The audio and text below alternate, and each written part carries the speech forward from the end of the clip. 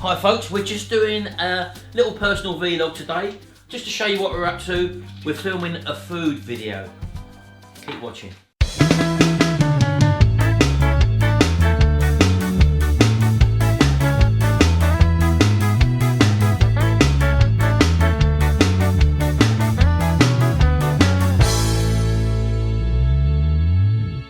You've got to look in the mirror. Just Why? What is it? Well, you just have to rub it in, baby. She's got something on her lip. Can't have it. She's got to look alright. She's got her pyjamas on under that overall. Eh? Comfort. Let me just set the lights up, baby. We nearly done. Come on. This is the bit you don't normally see on camera. Over here, look. The sink area. This is normally a whole mess here, which I have to sort out in between videos. Let me just set this light up first. Hold on. This is what we do whenever we're doing a cooking video. Where's the mic? I haven't got the mic on the camera at the moment, baby. This is a Retrorestore video. We're just showing them what I'm not in these. Why? Yes, you are. I only do my You are when we're doing the vlogs, you're in them. Exactly, this is a vlog. I just said that at the beginning. Really? So this is what we have to set up every time we do a cooking video, which we try to get probably 1 or 2 a week. It's probably about 1 a week at the moment. It's either on a Tuesday or a Thursday. No, that's what we try to do, Sharon, isn't it? Yeah. So I have to get all this set up first. Hard life. And I'll get all that set up. we write all the ingredients out for her. I say we, Sharon does, look. She writes all the writing. She writes all the ingredients out first. A bit nicer. And then we line them all up here, because when we actually put the camera on, you shouldn't be able to see this because the camera shoots over the top of that. What else do we do? I've got to get a boom mic. I'm actually going to film the video on the mic that you're doing, you're on at the moment. So I've got to get a camera, a microphone up here. So let me go and get the boom mic. Talk to them, Sharon. No, I don't talk to strangers. Sharon, they're not strangers. They're our subscribers. They love what we do. I don't do Restore. Eh? You do, because you're an antique as well, baby. We'll give you a view as to what we see when we're filming here. I'll put you there for a minute. I just got to get this other little fitting light over here. These are handy little things. They're just battery operated with a sort of a camcorder battery on the back. And on they go. Just adds a little bit extra. So we'll put that there. And then we've got to... Shall you just move that bowl over, baby? This one. Yeah. And then we've got to get the boom mic. And just stick this over here. Can get a little bit tight on this worktop, but we get there in the end. So pull that out and just tighten it up like that. So I've got to get the camera now, so I'm going to take the camera off, and then you're going to get the proper view of what people actually see. So I've got to connect the microphone up there. You won't hear that. We'll finish off in a minute. So let me just put you where you should be. That's the boom mic up there, and I just dropped the... Visible, is it? Well, it will be, baby, yeah. And as you can see, all the ingredients are down on the front of the worktop there. And we just pan the mic up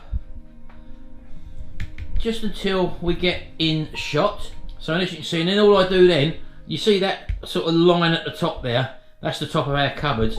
I've got a pivot mount on my camera stand, which is a Gorilla Pod. And all I do is literally just line you up on there, lock it off, just push that door to, baby.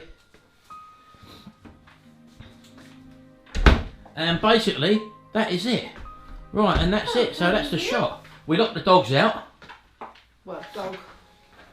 And then we come around here to start off with. You don't have to bowl there, baby, do you? Any shouts in my ear? So you go down like that, and I come up. I'll go down behind her, and she sometimes just pulled her face before, wouldn't you? Can't think why.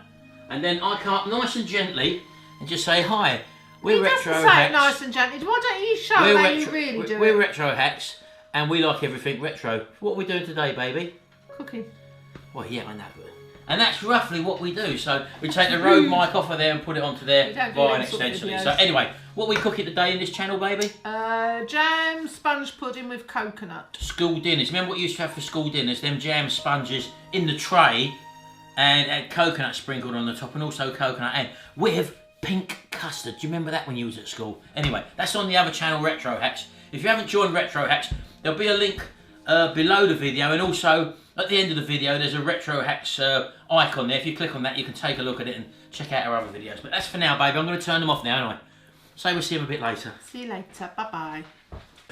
Right, okay, here we are. We've just filmed the first segment of us mixing the ingredients up. Having a little bit of a laugh and a joke. It's now in the oven. Let me show you. I don't know if you can see in there. It's actually rising lovely at the moment. Getting brown as well. We've got about another 5 or 6 minutes left before we put a test on to see if it's all right. So we've just come over to the office and we're doing a little bit of housework. Look at the camera, baby, not at me. You keep saying we. Well, who's been working in here? Who's just uploaded all the video Who's stuff? coming in to do a bit of bookwork? You're doing the bookwork, okay? She's just doing this in between cooking. She's got her pyjamas on underneath that. Oh, how many times are you going to tell you that? Anyway, so yeah, I've just been answering a few emails. When I come in, I like to be comfortable and relaxed. Yeah, it's actually pouring with rain outside and it's not a very nice day out, even though it's summer. So, yeah, I've been doing some t-shirt video stuff and I've been answering some questions. This is where I do all the t-shirt videos and stuff like that. Obviously, it's a working business. There's all the equipment which we've got and materials and stuff. As a test piece for someone. They was having troubles. They use exactly the same materials, products that I use, and they said their reds were fading after the first wash. Well, I've done this transfer here, and this has been through the wash 2 times now, and as you can see, it's not faded whatsoever. So they've probably got a problem with their transfer paper. So I've told them to contact the manufacturers. I'll tell you what though, Cheryl, you will have time to make a cup of tea, won't you? Hello? You will have time to make a cup of tea. Yeah? Yeah, so anyway, so I do spend a hell of a lot of time here. The time now is probably 2 o'clock in the afternoon. And before we set all this up, obviously I've been here most of the morning answering emails and stuff like that. Because I provide, with me other online businesses, when people buy my tutorial videos or DVDs, part of my commitment to them is that if they're trying to start up, I will provide them ongoing support and give answers and stuff like that. Because you probably know, when you go into forums and things like that, you never really get a clear answer. And what I suggest in my training DVDs is that if you're going to mimic someone and copy someone and try and achieve what someone else is doing, it's best just to follow one person. And to do that with people who you find in forums, they're not really willing to give out their secrets, for example, or how they succeed. Well, I don't mind doing that, you see, because I've done that for years and years. I've helped people now for years and years, since about probably 2008 is when I started my membership website, where I was selling training information on how I do. And all I profess to do is that if you want to do what I do, then I will show you. And that is a commitment I do follow through for when people buy my products. After all, this is our business. We do work from home, and this is all part and parcel of like making these videos, for example. You know, we do this. I enjoy doing the work that I'm doing. I don't like sitting in a chair all day, which is what I did do from about 2005 onwards till probably about 2012, 2013, I suppose. A lot of my time did involve answering questions, and that's when I started up my Retrorestore channel back in 2012 to physically get me out doing a bit more, moving about and stuff. Because as I say, I put on 3 stone in weight since I was working, and that's now starting to come off now. I'm on a very low carb diet. I don't eat any bread, I don't eat any pasta, I don't eat any wheat-based products whatsoever. I don't eat any cakes, biscuits, rice, anything like that. Most of my month, let's take a typical month. I don't. This has only happened for the last couple of months. I did do this at a period last year or a couple of years ago, and I lost sort of 2 stone. But when you go back to what you think's eating normally is all the basic processed foods, and that will creep back on, and I'll retain fluid, I'll retain water, and for me it just doesn't work. I'll get achy joints and all that. And you know, normally you put that sort of stuff down to being getting old, but since I've cut out the refined carbs, which involve, I know you see me tasting the stuff and all that, but that it's literally just a taste. 9 times out of 10, if I do eat any of this stuff which we cook, for example, like the steak and kidney puddings, oh, I love them. I did. When I have to starve myself all day, so that literally is the only carbs I get all that day. So yeah, being on a sort of a very low carb or no carb diet, I'm eating a lot of protein. I eat a lot of fat, believe it or not, fat-based foods, and also you can have as many green veg as you like on that diet. So you know, it tends to work for me. I can lose weight very quickly, and it just works. For some people it might not work.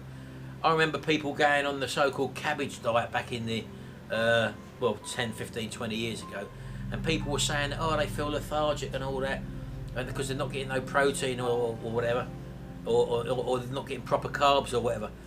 The only thing I noticed with going on a low or no carb diet is probably for the first 3 or 4 days you might get a slight headache, because you're basically getting withdrawal symptoms from these things. Food is a drug at the end of the day, and if you've been having the same food for years and years and years, and that becomes a root of your problem, because your body builds up a resistance and you start retaining fluid. That's why a lot of people, when they go on the diet, first of all, they may lose a lot of water. Well, that's because your body's in a state of unbalance. Your water collects around your body or your cells. What's the matter? I'm taking it out. Oh, hold on, we got to go. I'm boring you now. I'll talk to that in another. I'll do a special video on that. Oh, we do. Go on. Now, is it ready? Yes. Have you pricked it? Yes, there's the hole. Oh, you have pricked it. Right, okay. Well, you put that down on the old tray there, baby. Well, no, let it cool down a bit before I tip it out. Right, that's the cooking video over. This is the jam sponge with coconut in, and this is the pink custard, which is basically pink blancmange. You'll see that if you pop over to Retrohax, you'll have a look at my jam sponge and pink custard or whatever recipe. And yeah, Sharon's just gone to drop Jimmy down the road. I must admit, I did have a bleeding square all to myself. I did scoff that last one, so no more carbs for me today. So that's it. So I'm just putting stuff away now, and I'm going to edit these videos up, and I'll see you a little bit later. Right, Gareth's just turned up. We've got this, which he's picked up for how much? 17 pounds. What did the woman say? It stopped running. Her husband changed an item on it, she don't know what, and it ran for a week, then it stopped running again. So basically we're not too sure what they've done, so let's have a little quick look around it and then we'll show you what we found. Well, as you can see, it's a Mountfield HP 454. It looks like it may have had a new plug in it by the looks of it, so he may have changed that, so we're not too sure, but that looks like a new plug in that. But when you come around here, down there's the governor arm down there. I don't know if you can see that. He's actually put a cable tie around the cables and the governor arm to try and stop the governor arm moving.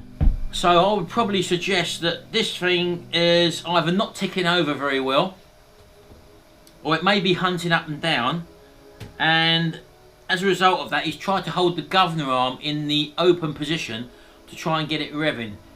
So first thing we're going to do obviously is just try and fire it up, just to see if we can find out what the problem is. We're going to take that cable tie off there. We don't really want that on there full stop.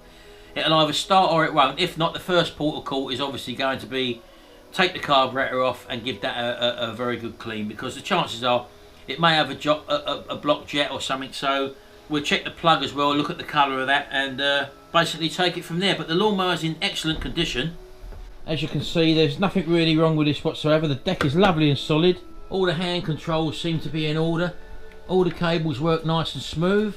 All the correct knobs are fitted. So we'll just pull this spark plug out, and we'll just see the colour of that first of all. And as you can probably see there, that is a brand new plug. So with the bloke's probably limited knowledge, he's put a new plug in, and it still had the problem, and it looks like he's trying to tie the governor arm up. So that to us points to the carburetor. We will just put this plug back in and put it down on the deck and try and give it a pull start, just to see if we can replicate the fault which he had. Right, so it's on choke at the moment.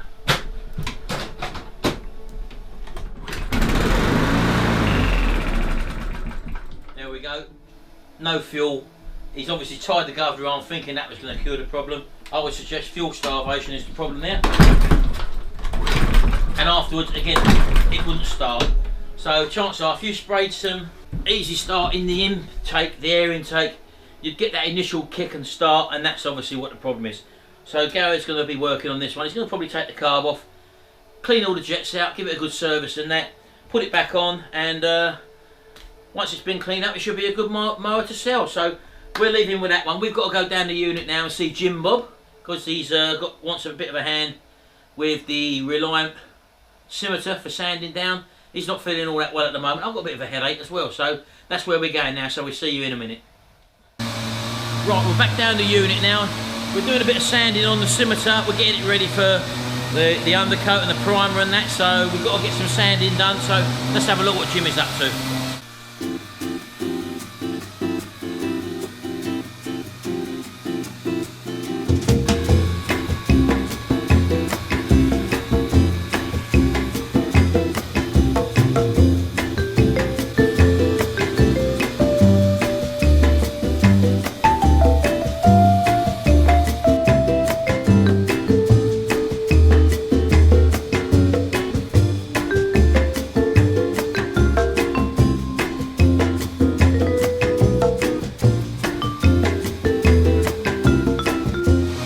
So I'm just going to put you on a bit of a time lapse so you can watch what we're doing.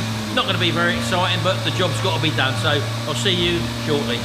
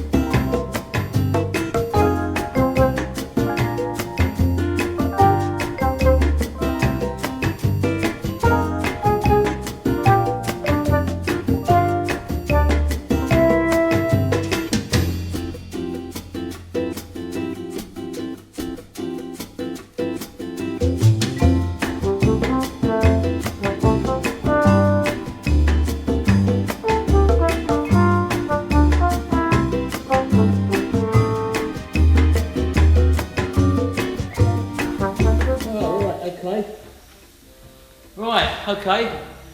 Done a lot of sanding today, a lot of preparation work. A lot of the stuff is the awkward stuff, as you see, around the bonnet area, or the hood area, around the window frames, as you've seen me doing there. Let's just show you.